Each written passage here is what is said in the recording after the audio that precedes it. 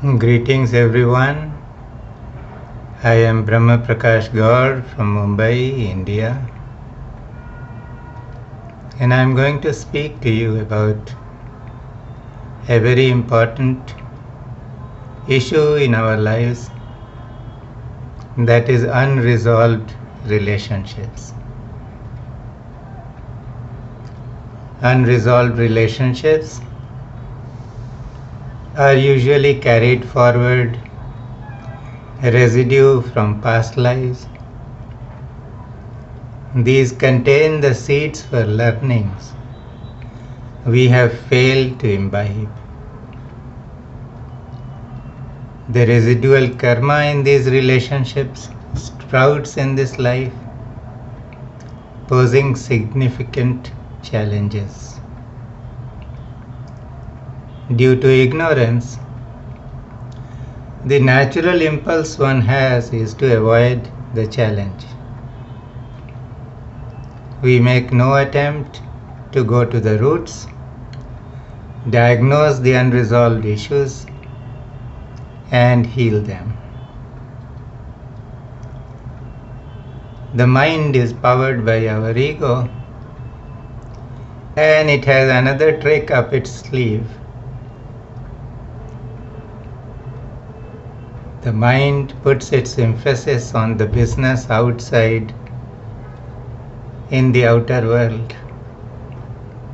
And this blinds us to the real issue. We start looking away from the most important existential issue that needs our attention. We must recognize that the primary purpose for which our soul has incarnated in this life is to embrace evolution by resolving what could not be resolved in the earlier lives. If we work through these issues, we will learn and imbibe some difficult lessons, but valuable lessons. This requires that we have the attitude of a learner, a student, and a keen one at that. We must see our difficulties as our teachers and approach them with surrender, flexibility, and the inner merit of a disciple. No doubt this is a challenging task. So, as I said earlier, we tend to divert our attention to pursuits in the outer world. This is unfortunate. We are simply storing our karmas under the carpet. They won't disappear if we keep them under the carpet. They would stay there. And to clear them, we must sweep them out and work with them. By not doing this, we are simply postponing our evolution, which is the primary purpose of life. The best part is that the souls with whom resolution is needed are available to us in the here and now. So we should use this golden opportunity and work diligently in this life to resolve all unresolved relationships. We must find resolution and become free. It does not matter if the other parties to these relationships continue to be what they have been and carry on their tirades. Existence will use other means to teach them lessons in not pursuing grudges. If we miss the opportunity available in this lifetime, the souls we can work with will disperse and go their own ways. As we can all imagine, existence is so vast and it offers infinite variables. Therefore, God alone knows how many more lifetimes will pass before we find the same set of souls coming together to work with. Hence, we must use this life to resolve difficult relationships in the best possible manner. We must make it a habit to take a few moments of quiet contemplation and look within to figure out what is troubling us. Thus we can identify major blocks in our life, in our soul journey, and we can work with them and resolve the issue. This would be a sure recipe for guaranteed evolution. The sooner the better. As they say in Sanskrit, Shubhasya Shighram. The video recording of the session you are about to watch contains discussion, contemplation, and sound healing designed to promote healing of difficult relationships. So enjoy the video. See what it does to you. Your feedback and comments are welcome. Happy viewing. Bye-bye. Namaskar. A very good morning to each one of you and a very warm welcome to this session.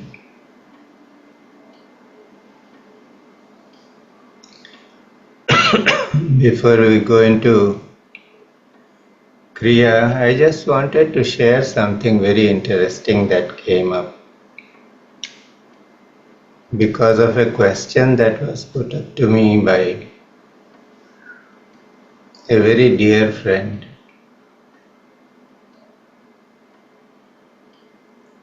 She is senior to me in age, and she is involved with a non-governmental organization that takes care of the blind people. The NGO is doing a lot of good work,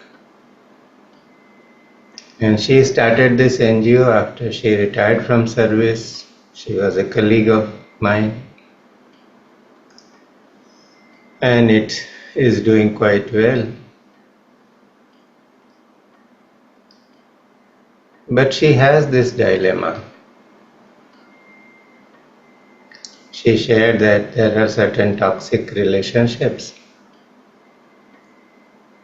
and the day one of these persons comes up, says something to her or does something to her, she gets so upset that a day or two are lost.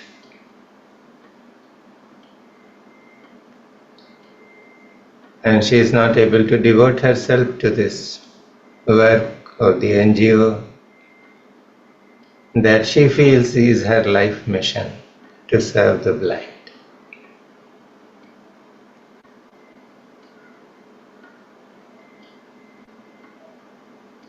So she doesn't know what to do with this issue. And then she made two observations. Number one, she said, at this stage of my life, I don't want to do anything with these persons. And number two, she says that now I think I'm beyond that age where I can devote myself to changing myself. and learning some techniques or doing something that will sort of bring about a change where I become quiet from within and I become immune to whatever provocations come from the other side.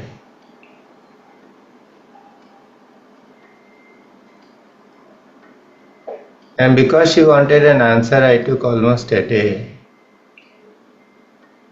to ponder over what she had shared, in confidence, of course, and frame a reply.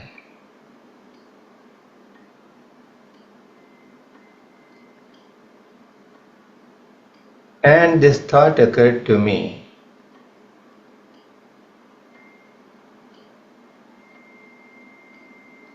that what is more important in life is resolving relationships, bringing harmony and love and resolution in those relationships more important? Or is the work of the NGO more important? What is it that is most necessary for the evolution of the soul?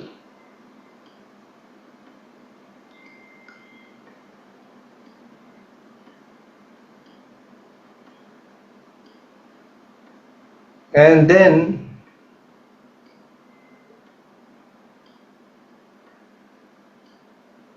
something occurred to me.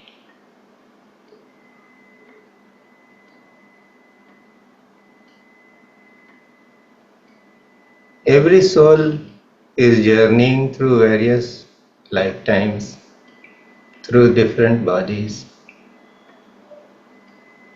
And in the process, it is collecting many experiences by its actions, by its thoughts and words.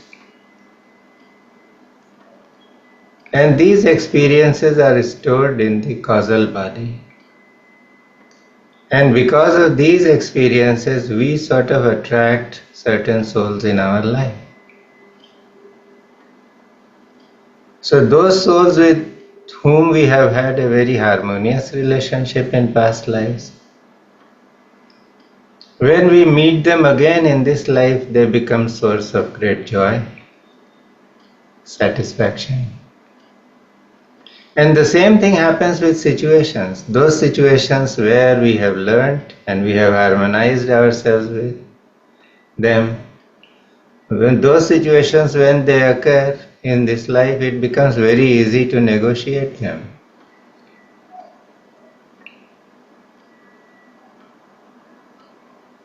And it all works out very well. So because of certain good karmas, we are born in a good family, we receive good education, we have helpful friends, we work in a nice environment, all those things happen. But then there are those episodes from our past lives where we have been acting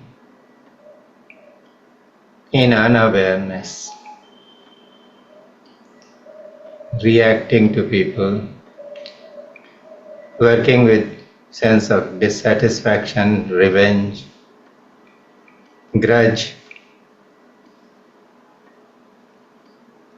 And those relationships or those situations where we were found wanting, they also create some karmic relationships. And those relationships or those souls, when they reappear in this lifetime, they want their piece of flesh, their revenge, and they trouble us. And because we do not see the entire drama which is dragging on, we have this tendency to accept whatever good comes to us and claim credit for it. We say we deserve it. I deserve it. And whatever is unpalatable, we say, oh, why does it have to come to me? God is so unkind. People are so ruthless.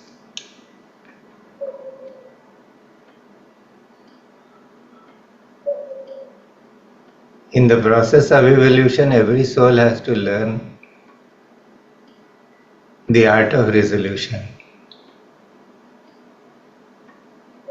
And when one goes into that state of sublime acceptance, then one also knows how to deal with a situation or a soul, and how to end the relationships or bring the relationship to an end in resolution and love and harmony. And once this is achieved, those souls or those situations are not going to come back to trouble us. Even if they come back, either they leave us and go, or even if they come back, they are not unhelpful. Life becomes easy. We are all here to learn certain lessons. So difficult situations are going to teach us more. They are going to teach us the hard way. But we don't see this. So the ego says, oh, put this aside, run away, find something else to do.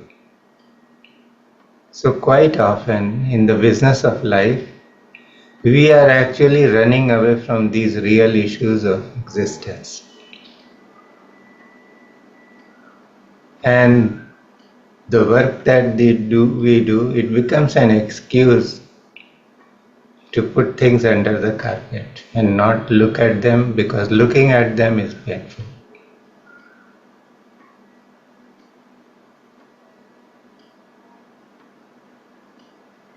I myself have gone through some of these things. So what did I do at that time when I was unaware? I said, oh, I am so busy, I am doing this important work. I must devote myself to it. But at some point of time I began to see that I could not escape a difficult relationship just by ignoring it or running away from it. Now, addressing this relationship was painful. It meant bringing down my ego, accepting the other person whom I felt this person is wanting, this person doesn't know. But when it did happen, then there was a resolution, and the relationship flowered into a beautiful relationship of trust, of compassion, of love.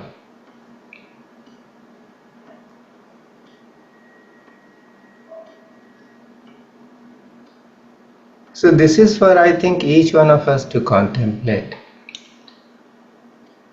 What is troubling me in my life right now? And that is the area of life which existence is pointing to us that we have to learn certain lessons from. And instead of running away from that area of life by doing something else which we think is appreciable, which is good, which is noble, we must address ourselves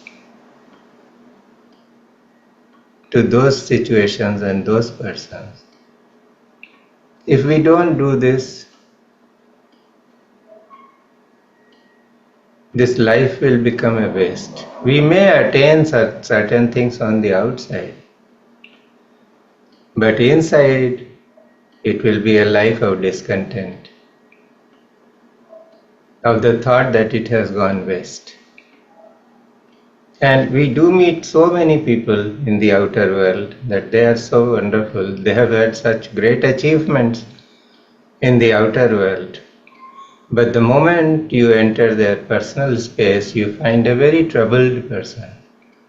Somebody who is very egoistic, very intolerant, very difficult. So that means that the soul is not willing to learn the lesson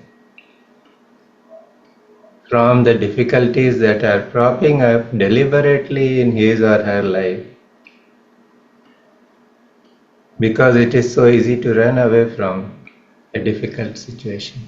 And we can find solace in something that we do on the outside.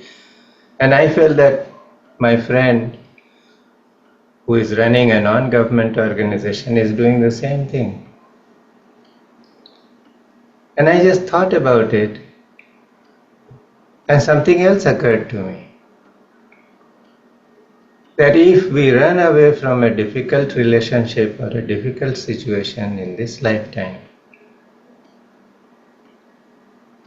then that relationship will remain unresolved. And the same situation or the same persons or the same souls have to reappear in my lifetime, in my life's journey at some point of time, in some lifetime again, to enable us to resolve the relationship. Now imagine the vastness of this universe. Imagine the myriad life forms that are there, the infinite choices that are there before a soul, and every soul. So how many lifetimes will it take for that same soul with whom we have to mend a relationship to prop up again in our life? So if we have to come clean or become absolutely pure from inside and resolve from within, the opportunity is here and now. Because what is troubling us today, that is the area of life which needs to be addressed the most. And if we don't do it, we are postponing evolution. We are extending this journey of trial and error by so many more lifetimes. So it is for each one of us to think, what is most desirable for us? Of course, it is the choice of the soul. If the soul is totally in the grip of the ego, if the ego is predominant, then the ego never wants to confront a situation which is difficult. It requires a significant dilution of ego for one to be brave enough to face a situation and go through it and resolve it. But that is what is needed if we really want to be free. So this is a thought that came up because this friend of mine asked this question. And I thought it was important, and I saw it through my own lifetime, how for maybe a decade or more, I was putting aside those dealing with that difficult relationship I had in my life. But it had to be addressed. And when it got addressed, then everything resolved. And I began to see that this person was my teacher in this lifetime. My soul invited this person in this life as a very close member of the family because I had to learn certain lessons the hard way.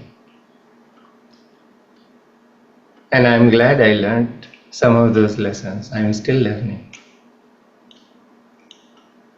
So what really came up was that if we postpone this, we don't know after how many hundreds of years or how many thousands of years that same soul will come back in our life, giving us an opportunity to resolve a difficult relationship. So if that soul is there and there is some trouble brewing or going on, it is for us to resolve it here and now. Because if we don't do this, we run away from a difficult situation. God alone knows when it is going to happen again. So this is some insight which came. I thought I'll just share it. Because these are issues of existence and they apply to almost everybody. We all have our cross. Everyone is carrying his or her own cross. So we must address.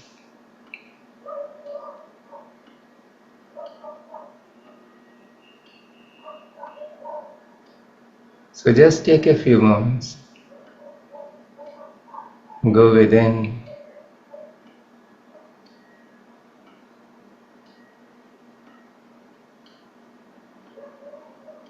figure out what troubles you.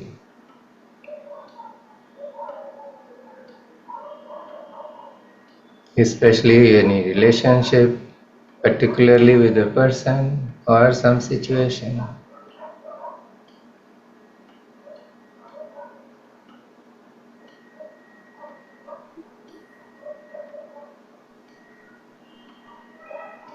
Turn it around.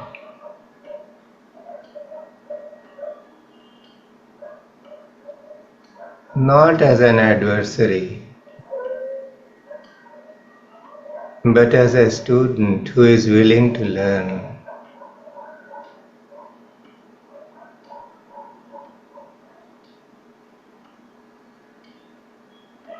Examine this relationship from so many angles.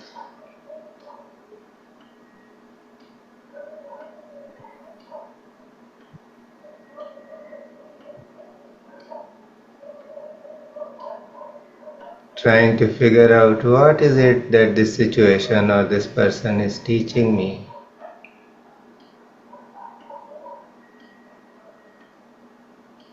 And what do I learn? So that I resolve things from my end.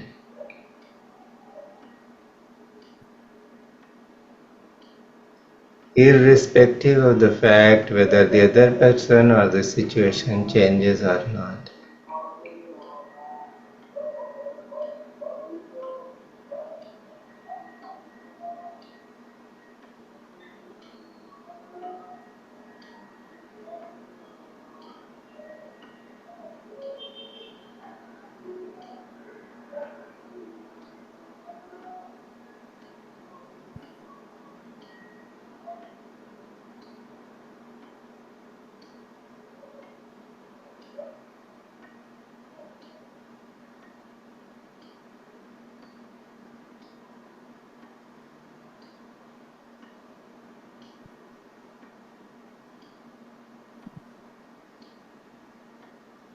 Recording in progress.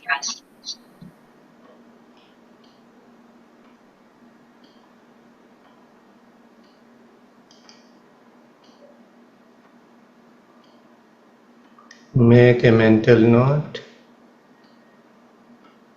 of what needs to be done at your end.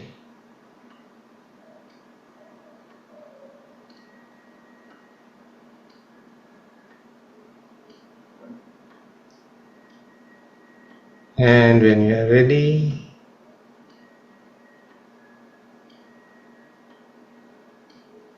gently open your eyes.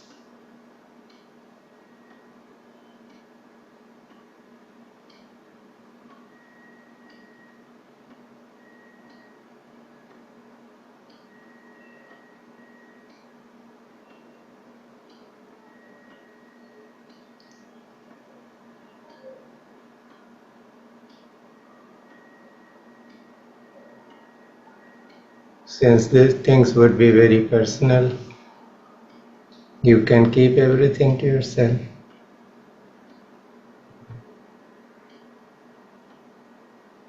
But you know what needs to be addressed.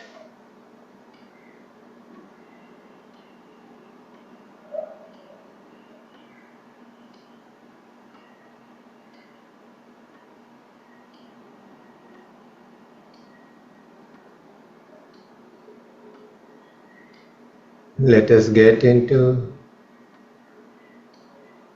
some sound healing.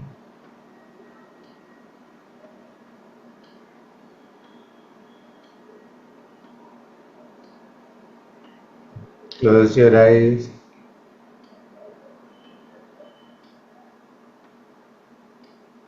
and go within.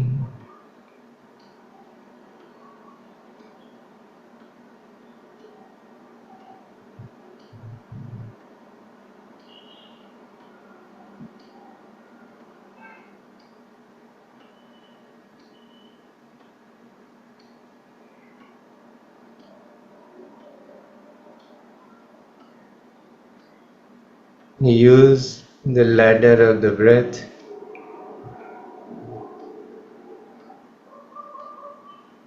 so each time you breathe in, follow the trajectory of the breath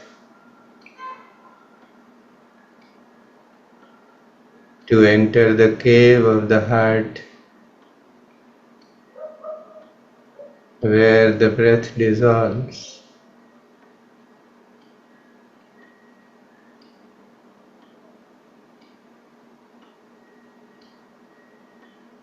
Hold the awareness of this point in the cave of the heart where dissolution has happened, and you notice that this is the point from where the return breath starts.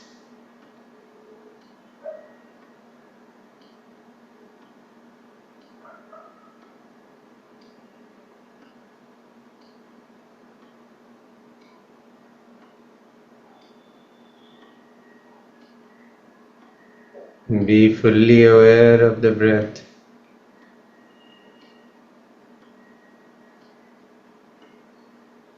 And very soon you can move into the dimension of prana.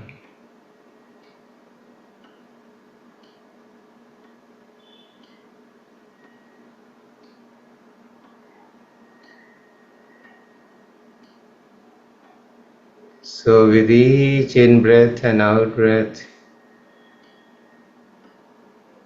you start becoming aware of the subtle movements of prana in the body.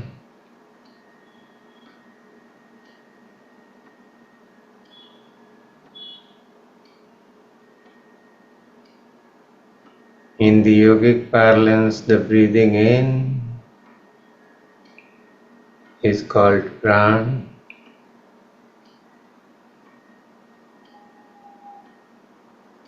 and the breathing out deals with another type of pran which is called apan.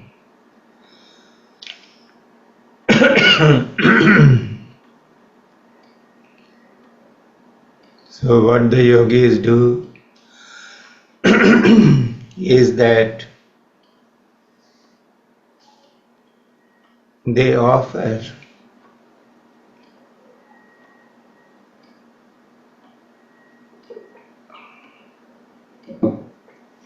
the incoming prana into apan.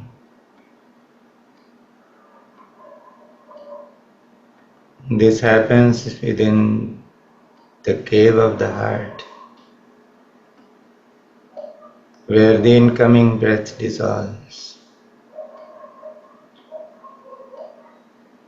And then as the yogi breathes out, he offers the apan into pran, the source of which is outside.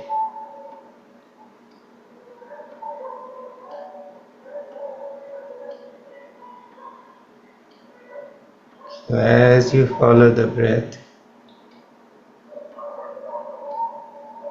become aware of these 2 points.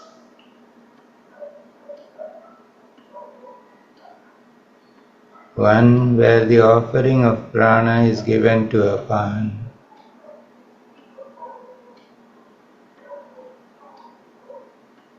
and the other on the outside where the offering of apana is given to prana.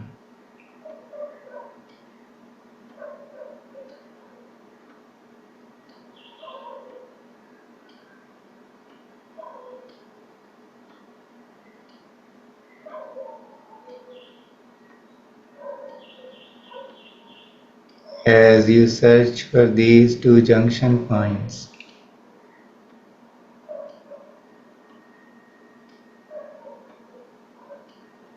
it is like you are performing an inner yagna, a fire ritual.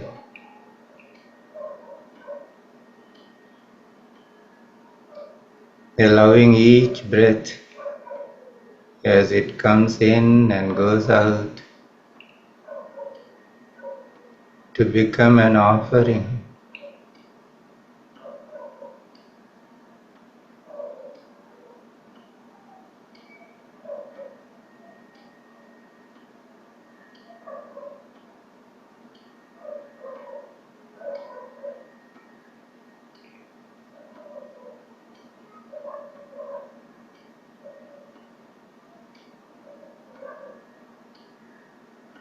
Be aware of this yajna happening within you and outside you.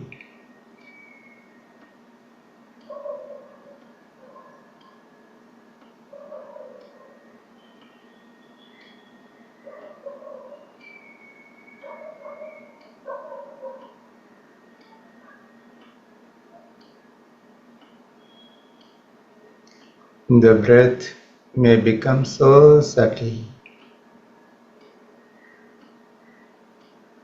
that it nearly stops.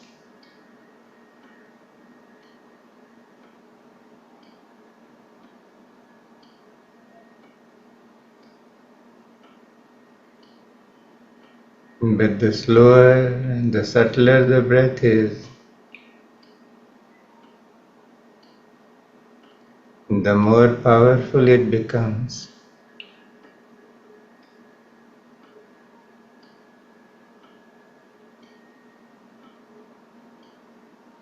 And with each incoming breath and outgoing breath,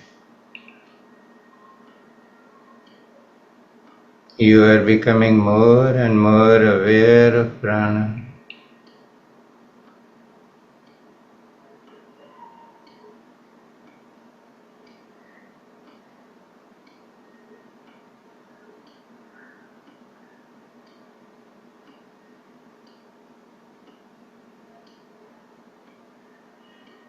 See how easy it is.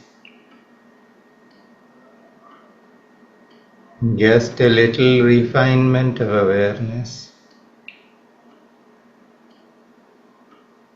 And this immense reservoir of prana is available free of cost.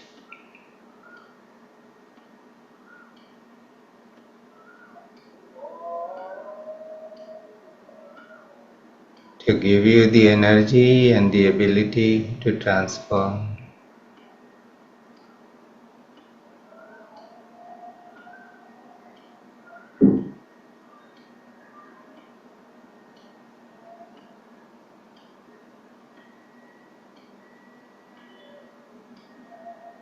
And as you sit in inner absorption,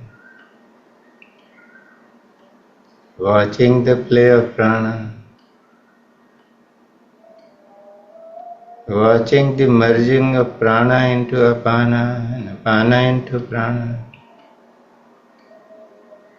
listen to these healing frequencies.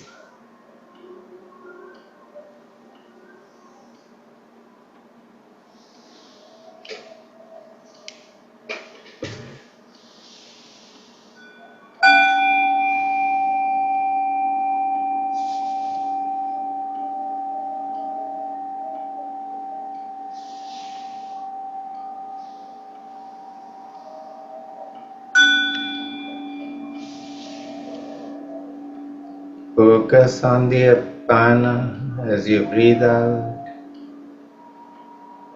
Let the apana release all traces of emotional wounds,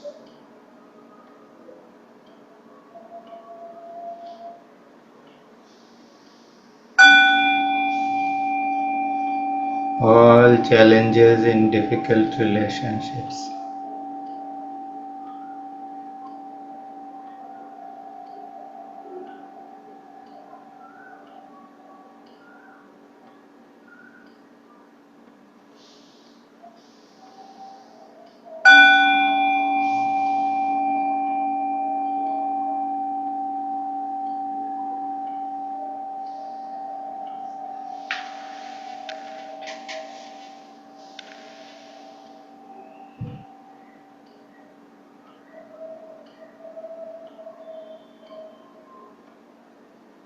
Any traces of grief that you have,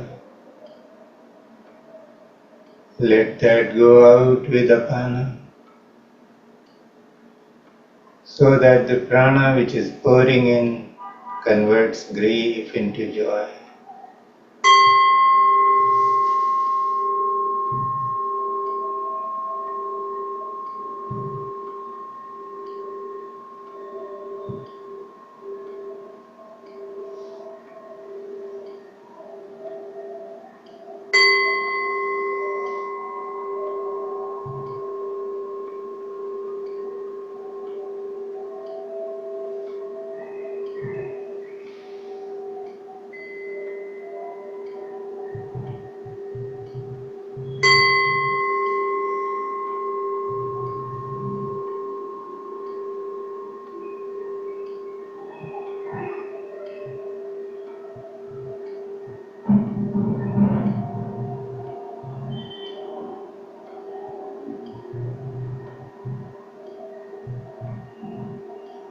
Be with the prana and apana to heal wounds and to convert grief and fear into joy.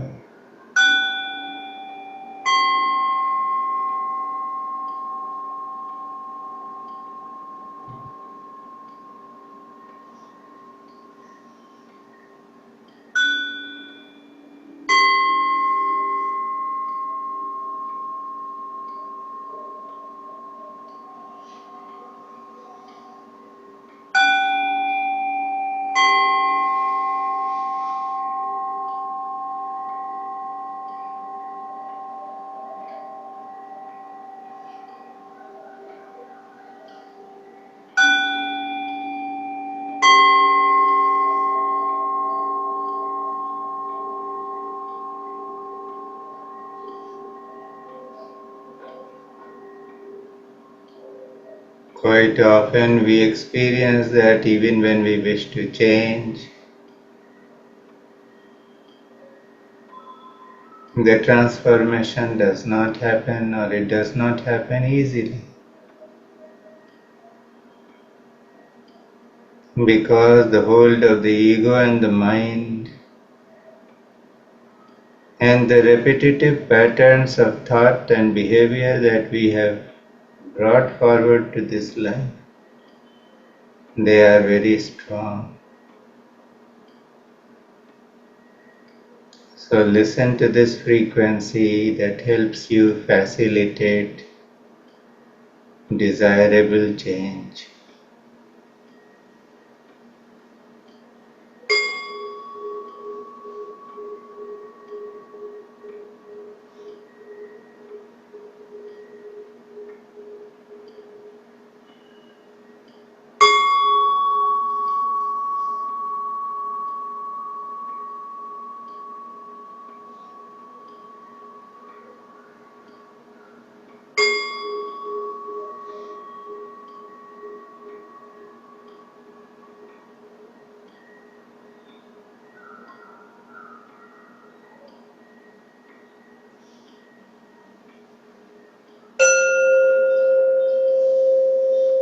And now let this frequency make changes at the DNA level,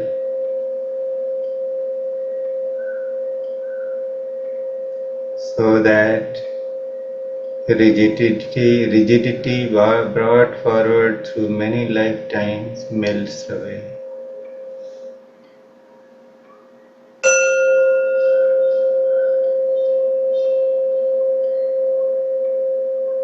And change becomes accessible.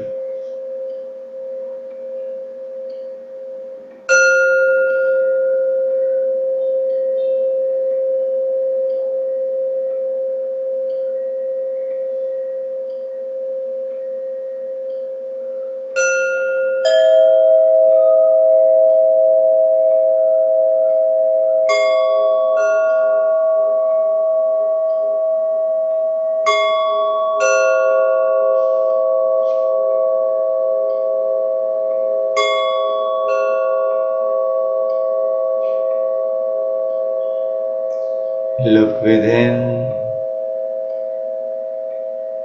into troubling relationships with persons or situations that are holding you back.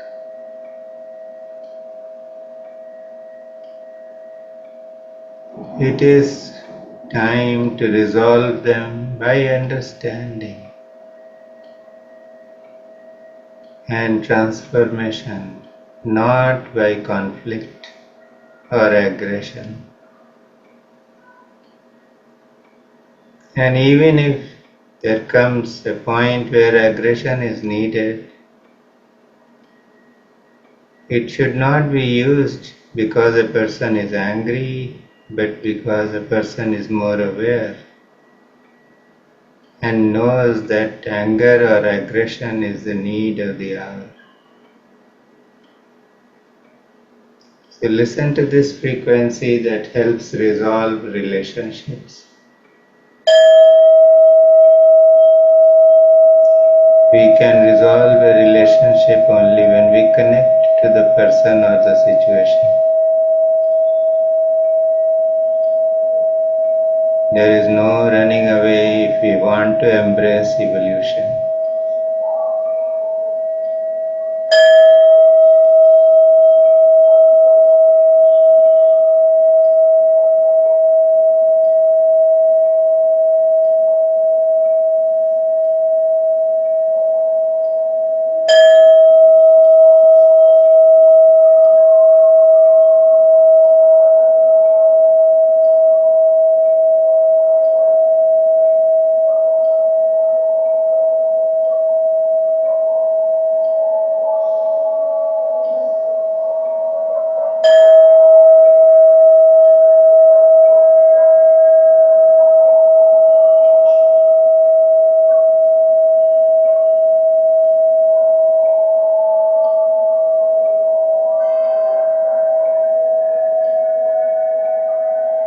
Quite often, very difficult relationships or situations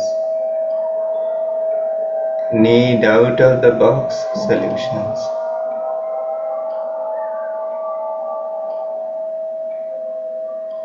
And out of the box thinking or intuition is necessary. So, here is the frequency to awaken intuitive solutions.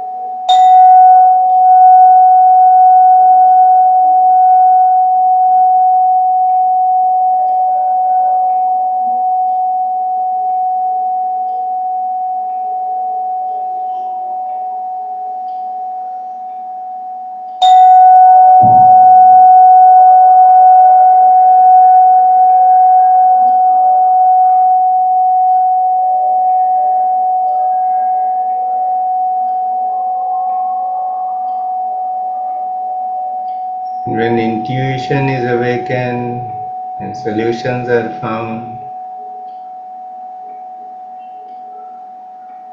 then we can get into the spiritual order of things.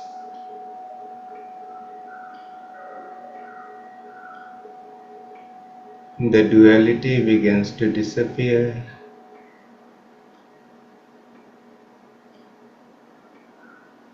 One is recognizing everything through the heart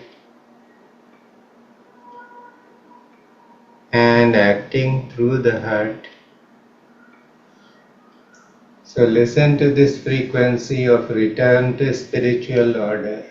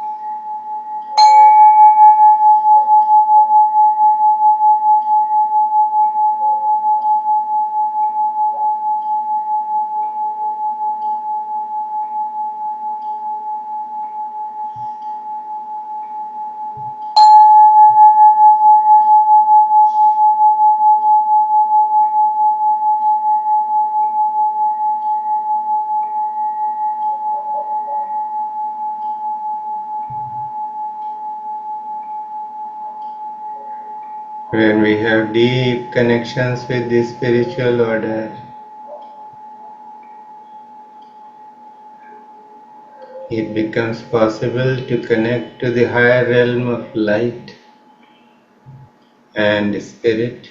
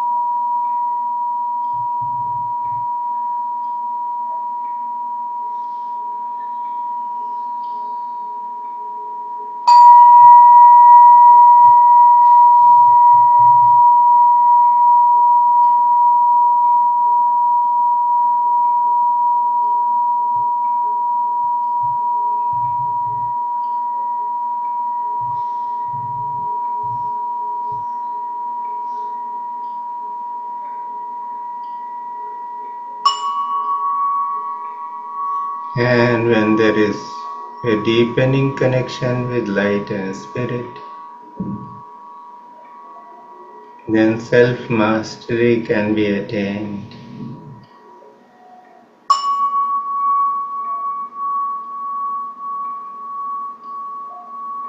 But for the last three stages, the grace of the masters is necessary.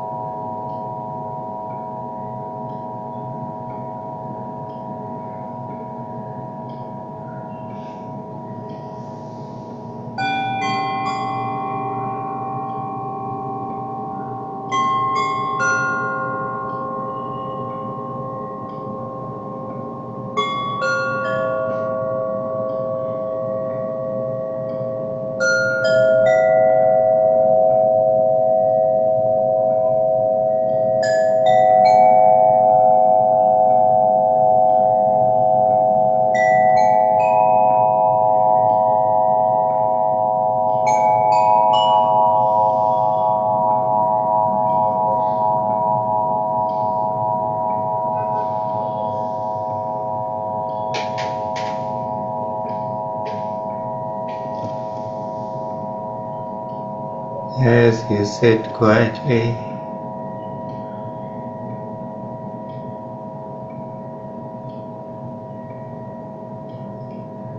listen to this incident I came across sometime in 1990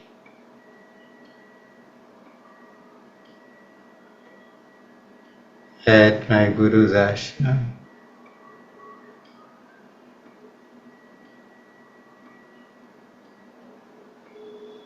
There was a lady who came as a visitor. She liked the ashram atmosphere. And then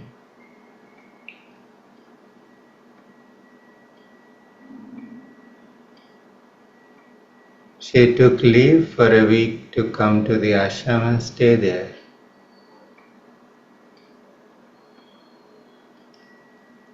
She had lost her parents early,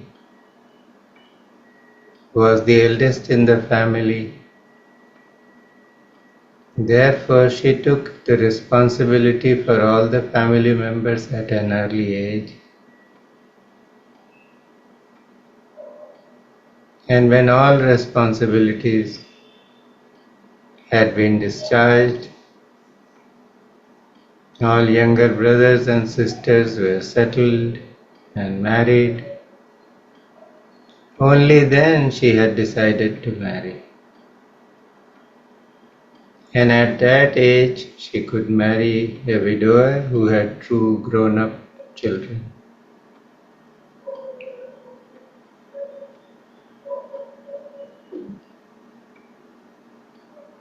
So somewhere she used to feel disconnected with her husband and the two children. And when she came to the ashram and found this energetic environment there, she noticed that some people were staying long term,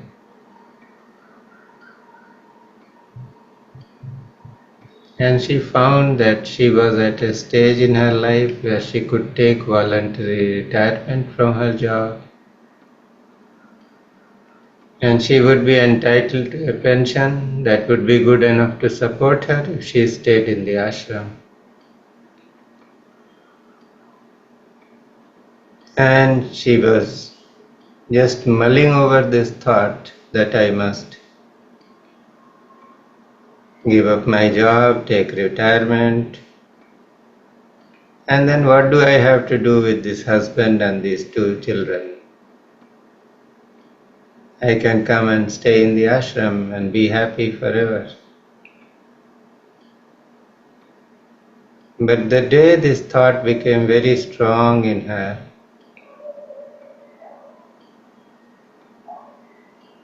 our Guru Gurumai came in her dream,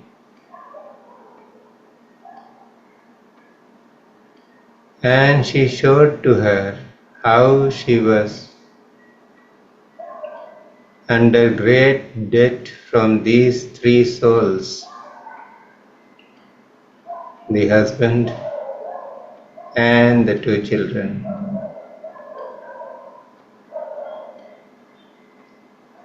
And it was so fortuitous that he had found these souls again in this lifetime as this husband and the two children.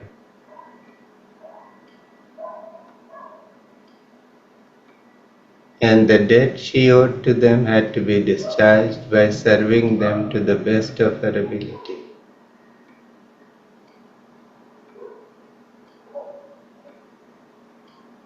And Gurumai just told her, or made it evident to her in the dream, that she had already resolved all major karmas. But karma with these souls had to be resolved. And it was for this reason that this lifetime was given to her.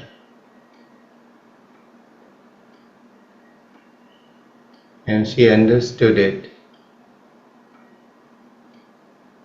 gave up the idea of staying in the ashram. During the 3-4 days that she had already stayed, I had somehow become close to her and she shared this with me, repeatedly breaking down into tears, marveling at Guru's grace.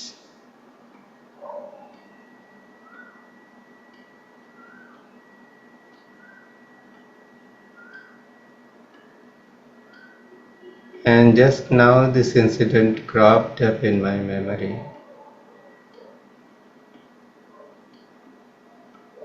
Again reinforcing the idea that those relationships that are troubling us or that we do not find joy in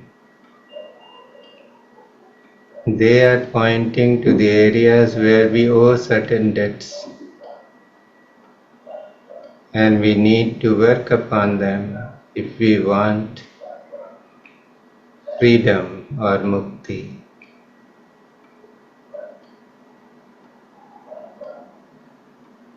There is no difference between spiritual life and worldly life. As long as we are working to resolve our karmas, we may be working in the material world, but this is a spiritual activity that must be undertaken.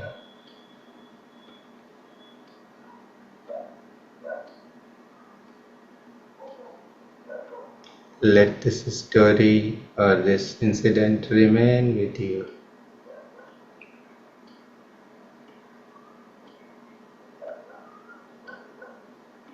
What a great teaching Guru Maharaj gave me through this lady.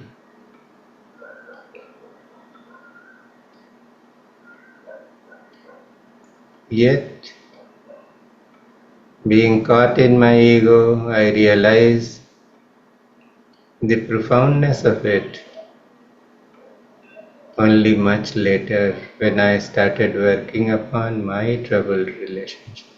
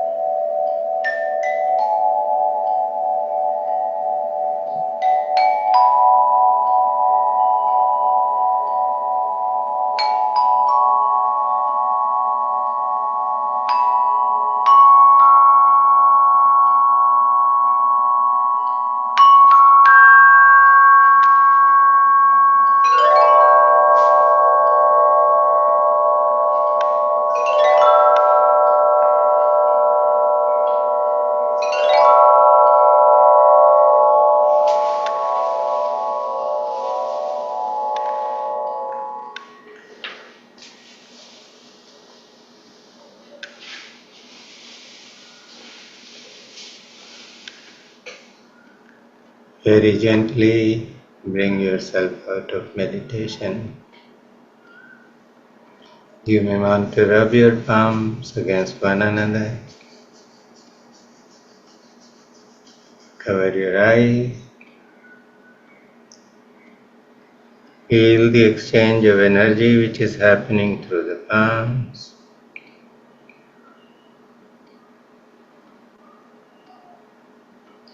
Caress your face.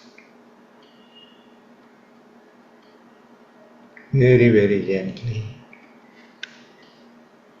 Allow your palms to rest wherever they want. And very, very gently open your eyes.